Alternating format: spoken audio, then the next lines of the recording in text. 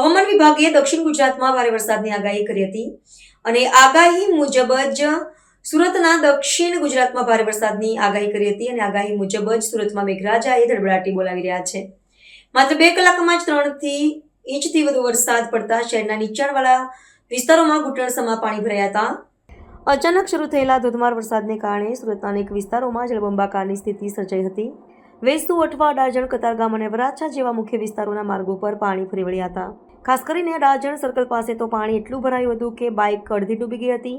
Traffic જામના દ્રશ્યો ઠેર ઠેર જોવા મળ્યા હતા. વરસાદની સાથે જ વિઝિબિલિટી એટલે કે દ્રશ્યતા પણ ઘટી ગઈ હતી, જેના કારણે વાહન ચાલકોને ભારે મુશ્કેલીનો સામનો કરવો પડ્યો હતો.